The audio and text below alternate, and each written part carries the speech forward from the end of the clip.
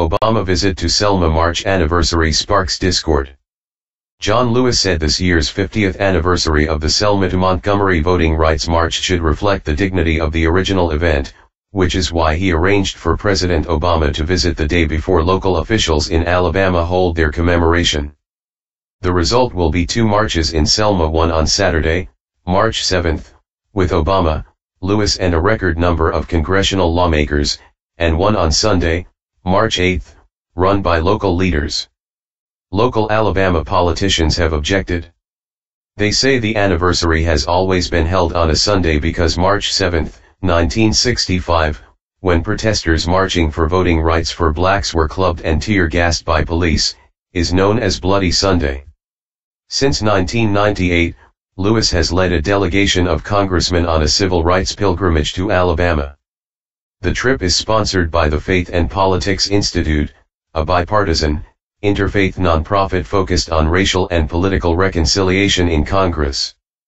Before then, Lewis himself attended Bloody Sunday events in Selma for decades. In an interview Thursday, Lewis said past anniversary marches have drawn some national figures that take away from the dignity of the members of Congress coming to reflect. We don't want it to become a circus. That's what we're trying to avoid. The annual recreation of the 1965 march is a prime photo opportunity for politicians and foot soldiers of the civil rights movement, and it regularly attracts presidential candidates and other nationally recognized figures. Photos of reenactors locked arm in arm on the Edmund Pettus Bridge, where Bloody Sunday took place, get wide circulation every year. Alabama State Senator Hank Sanders, D. Selma, said Friday there have been tensions in past years between members of Congress and local veterans of the voting rights battles.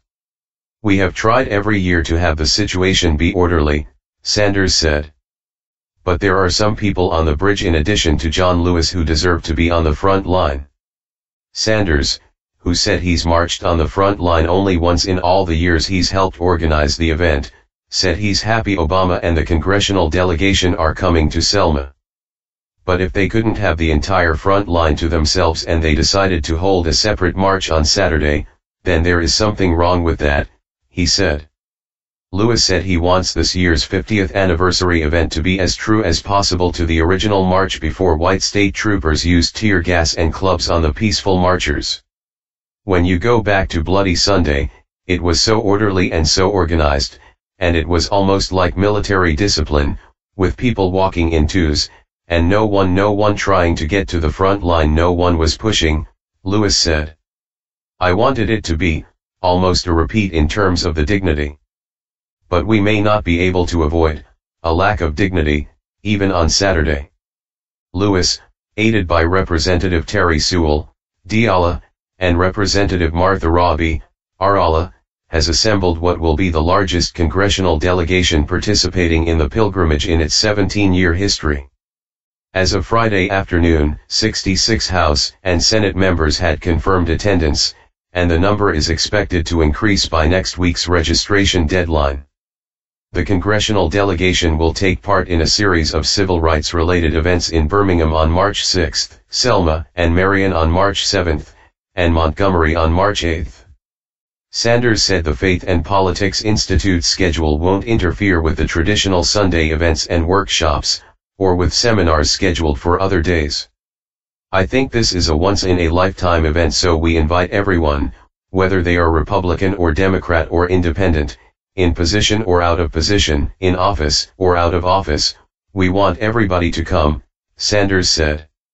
We hope the sacredness of Bloody Sunday reaches over into Saturday and Monday and Thursday and Friday. Lewis said a member of his staff will be in Selma on Monday to meet with local officials, and he'll go himself in the coming weeks. When President Bill Clinton came, in 2000, we had more than 20,000 people, Lewis said. With President Obama, it could be many more. It's going to be wonderful.